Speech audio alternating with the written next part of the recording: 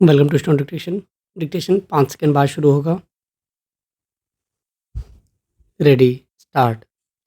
यह सही है कि अमेरिका ने एक साहसिक कार्रवाई में ईरान में मार गिराए गए अपने विमान के पायलट को बचाकर अपनी सैन्य क्षमता का प्रदर्शन किया, पर इसकी भी अनदेखी नहीं की जा सकती कि ईरान जवाबी कार्रवाई करने में सक्षम बना हुआ है।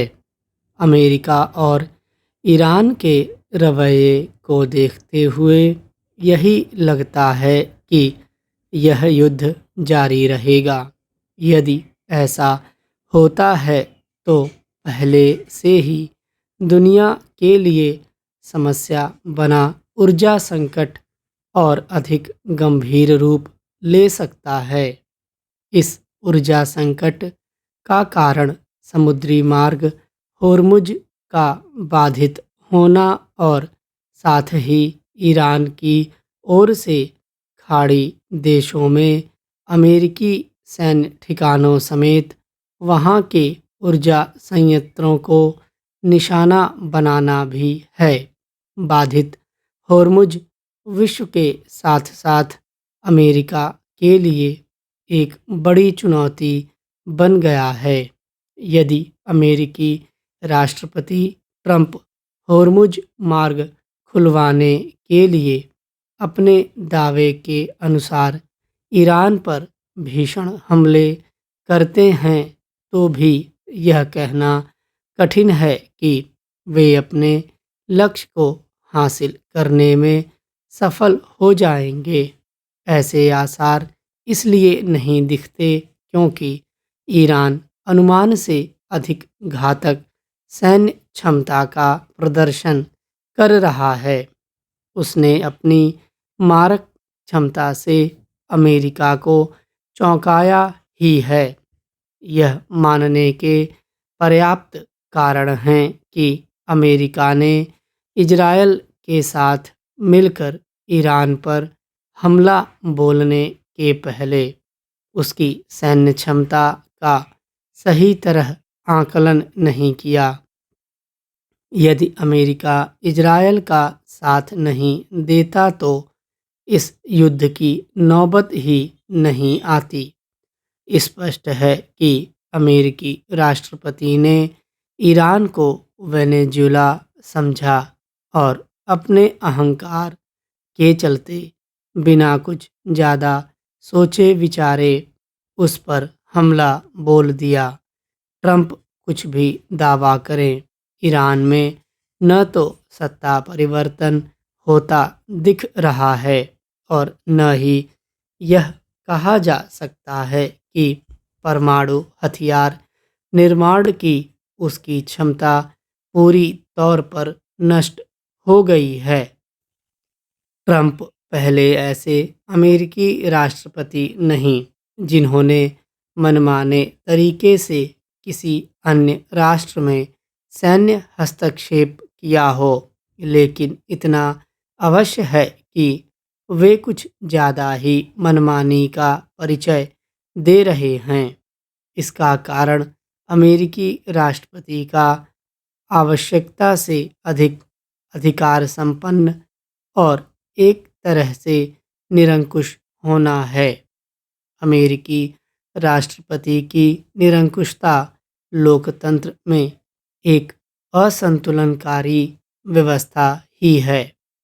यह लोकतांत्रिक मूल्यों और आदर्शों के विपरीत है। ट्रंप का रवैया शायद ही बदले, लेकिन अमेरिका के लिए इस पर विचार करना आवश्यक है कि अपार शक्तियों से लैस अमेरिकी राष्ट्रपति कैसे पूरी दुनिया के समक्ष संकट खड़ा कर देता है। यह ठीक है कि लोकतंत्र होने के नाते आगामी मध्यावधि चुनाव में ट्रंप को राजनीतिक रूप से नुकसान उठाना पड़ सकता है, क्योंकि उनकी लोकप्रियता तेजी से गिर रही है। लेकिन फ़िलहाल तो उनके मनमाने एजेंडे पर कोई रोक लगती नहीं दिख रही है। दिल्ली सरकार के अस्पतालों में मरीजों को मिलने वाली दवाओं को बाहर बाजार में बेचे जाने का मामला सामने आया है। दिल्ली पुलिस की क्राइम ब्रांच ने इस गिरोह के 5 सदस्यों को गिरफ्तार किया है। इसमें डीडीयू अस्पताल में स्टोर कीपर के रूप में कार्यरत फार्मासिस्ट भी शामिल है। यह गंभीर मामला है। यह भ्रष्टाचार के साथ साथ आर्थिक रूप से कमज़ोर मरीजों के जीवन से खिलवाड़ भी है। सरकारी अस्पतालों में निःशुल्क उपलब्ध दवाओं से गरीब मरीजों को उपचार कराने में आसानी होती है, लेकिन इन दवाओं को मरीजों को देने के बजाय बाहर बाजार में बेच दिया जा रहा था। यही कारण है कि सरकारी अस्पतालों में दवा की कमी बताकर मरीजों को बाहर से दवा खरीदने को कहा जाता है। सरकारी अस्पतालों में दवा खरीद व आपूर्ति में भ्रष्टाचार का यह कोई पहला मामला नहीं है। भारत के नियंत्रक एवं महालेखा परीक्षक की रिपोर्ट में पहले भी दवाओं की गुणवत्ता मानकों के अनुरूप न होने की बात कही जा चुकी है। ऐसे मामलों के सामने आने से दिल्ली सरकार के स्वास्थ्य विभाग की कार्यप्रणाली पर गंभीर प्रश्न उठ रहे हैं। दवा खरीद, आपूर्ति और वितरण की प्रक्रिया में कमी तथा भ्रष्ट अधिकारियों व कर्मियों के कारण इस तरह की गड़बड़ी हो रही है। पुलिस को इस मामले की निष्पक्ष जांच कर दोषियों को कठोर सजा दिलानी चाहिए।